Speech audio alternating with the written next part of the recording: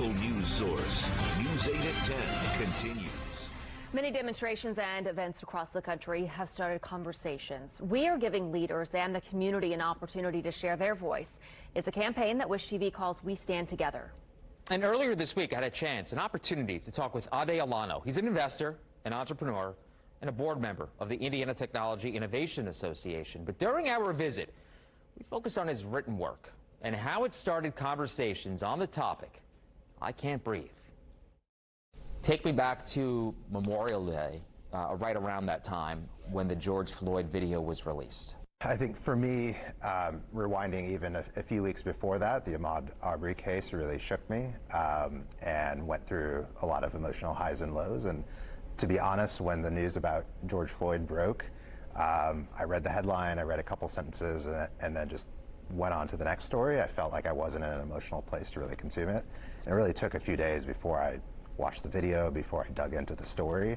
But yeah, it was just hard emotionally to process. I remember vividly, all the way back to Rodney King and just moments like these where sometimes I'm ready to process it and other times I'm not. And just that sense of hopelessness, it felt like, this would be another time that I'd get enraged and saddened and the world would move on.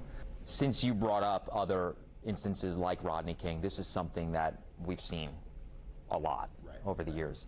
But this one seems a little bit different. Yeah. Why do you think that is? Well, I think it's a few things. I think one, just the prevalence of video. We're all carrying video cameras with us now with our cell phones and social media. These things are a lot more visible to us. And I think it just reached some kind of tipping point. You think about George Floyd and the Amy Cooper incident and Ahmaud Arbery, like a bunch of events, and Breonna Taylor, like all that happened within the course of a few weeks. And I think just collectively a lot of people said, clearly something's happening here that we haven't been paying enough attention to, and we're fed up.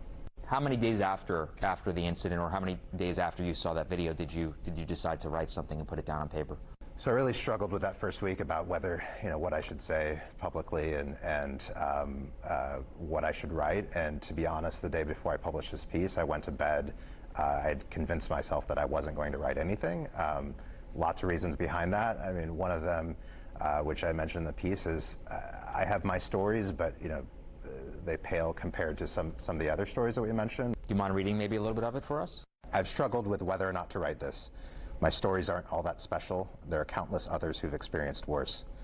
But I'm writing this to those of you in my life that don't quite understand what's going on right now, who think that people are making too big a deal out of all this. I wanted to blame you for not getting it, but maybe in some part it's my fault. It's my fault that I haven't told you my stories. It's rare that I've opened up about my pain, and because of this, it's possible that I've left the impression that I haven't been affected. Maybe I'm the example that you go to when you make the argument about how everything's okay. I haven't told you that I can't breathe. I didn't tell you about the first time I realized that my life in America was going to be different because I'm black. When I took one of my best friends to a middle school dance, and then her mom found out after the fact and forbade the girl from speaking with me ever again because she's white and I'm black. I didn't tell you about how that broke my heart and birthed the rage inside of me. There's a story I was sold. Keep your head down, work hard, get good grades, stay out of trouble. If you do all that, your blackness won't matter. I didn't tell you how suffocating that was, to be held up to that standard just in the hope that I get seen in the same way as the people around me. I didn't tell you about all the moments in my life that helped me understand that this story was a lie. The comments heard in earshot, the furrowed brows directed my way, the jokes I didn't find funny, wondering about the job offers I didn't get, wondering about the investors that told me no. How every time I started to forget the story was a lie, someone would faithfully remind me. I didn't tell you about the time I took a road trip with my friends when I was 15 years old, when we started playing with a BB gun in the car and someone called the cops. I didn't tell you about the shotgun pointed at my back, my hands in the air. How I knew we weren't speeding, so was confused about why we were pulled over. I didn't tell you how I couldn't understand anything he was saying because the wind was loud and there were cars whizzing by us. How he started screaming because clearly I was doing something wrong, but I didn't know what. And how all I could think about was a shotgun blast that could rip through my chest. How I think about it nearly every day, and it's suffocating. How it comes up in things you might not expect, like when I train for a half marathon. how I never ran after dark, how I chose clothes to try to make it clear to everyone that I was just a runner, not a black man running away from something, how I'd sometimes cross the street if I was coming up on someone too fast. I didn't tell you how I felt after Ahmaud Arbery. I don't tell you how it's not just those with hate in their hearts that I've come to fear, that I fear more the system that might not protect me. So I'm telling you now, I'm one of the lucky ones, but even still, I can't breathe. It's a powerful piece. Thanks. Sorry. And it's not your fault, by the Right, way. right. So what type of reaction did you get when you wrote that? I got a lot of great outpouring from friends and people I've known in my life to just talk about their stories. Probably one of the best things that's come out of this is just hearing from especially black friends who shared similar stories, who have shared their own stories publicly, and I think just a sense of awareness from a lot of people, again, because it's not something that I typically talked about. People expressing a deeper level of understanding and clarity that what happened with George Floyd isn't just limited to a certain sector of the population but that the issues that we face with Race America affects all people of color, regardless of status or stature or income and all that, and that a greater awareness that things need to change. Do you think that, and you and I think we're close in age, do you think that the change that you want we'll be able to see maybe in our lifetime?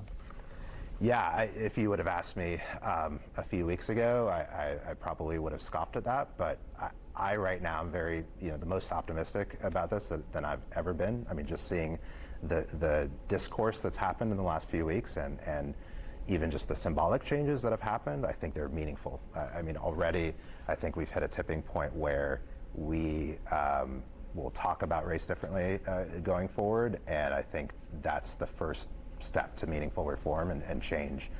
So yeah, I think we may not get all the way there in terms of what I'd love the end state to be in my lifetime, but I think we'll make significant progress. More progress probably than I've seen to date in my life. Is there anything that you want maybe to share that I'm not asking? No, I think we covered a lot. I think maybe the only thing I'd add is just one of the things I'm exploring is kind of my role as an entrepreneur and a member of the tech community here, and then a board member of the ITIA, which is the Indiana Technology and Innovation Association. One of the things we do is really advocate for creating one of our pillars already, but especially in this time, we're really going to hone in on how can we make Indianapolis and Indiana a diverse place for people to live and work, and so a lot of our conversation right now is what can we do, especially with the upcoming legislative session, to really push a lot of these ideas and these conversations forward and make meaningful change. Our We Stand Together series will continue to air this week on News 8 at 10 o'clock. You can also see all of our profiles online at wishtv.com. And remember, you can also listen to our We Stand Together podcast anytime. Tonight's episode and others are found at allindianapodcastnetwork.com.